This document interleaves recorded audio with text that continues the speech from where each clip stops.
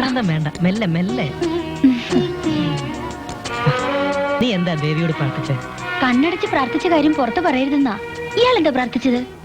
മറ്റൊന്നുമല്ല, ഇനി ഒരു ബൈപ്പാസ് സർജറി കിട നൽകാതെ നിന്റെ അച്ഛൻ കോന്തുണ്ണി നായരെ അടുത്ത അറ്റാക്കിലെങ്കിലും അങ്ങോട്ട് എടുത്തേക്കണേ ദേവീന്ന്. ചൂടായിട്ടൊന്നും ഒരു കാര്യമില്ല. ഇനിയുള്ള കാലം പ്രാക്ടിക്കലായി പ്രാർത്ഥിച്ചാലേ ഗുണമുള്ളൂ. നിന്റെ അച്ഛനൊന്ന് ചത്ത് കിട്ടാതെ നമ്മൾ ഒന്നിക്കുന്ന പ്രശ്നമേ ഇല്ല.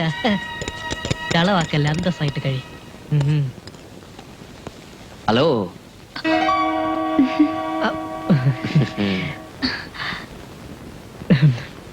പ്രേമിക്കാ? അല്ല, ഐസ്ക്രീം കഴിക്കാൻ. കഴിച്ചോളൂ കഴിച്ചോളൂ. എന്താ ആഘോഷം? പിറന്നാളാ. ആരുടെ? എന്റെ. ഉദരം വഴിയാണ് ഹൃദയത്തിലേക്കുള്ള എളുപ്പ വഴിയെന്ന് എനിക്ക് ഇപ്പഴാ ബോധ്യായത്. നീ പഠിച്ച കാമോനാ. തിരിച്ചോളൂ, ശരിക്കും തിരിച്ചോളൂ. ആമാശത്തിൽ കയറി വെടിവെക്കല്ലേ എന്റെ പൊന്നു കൂട്ടുകാരാ. വേഷായിട്ട് കാച്ചിണ്ടല്ലോ.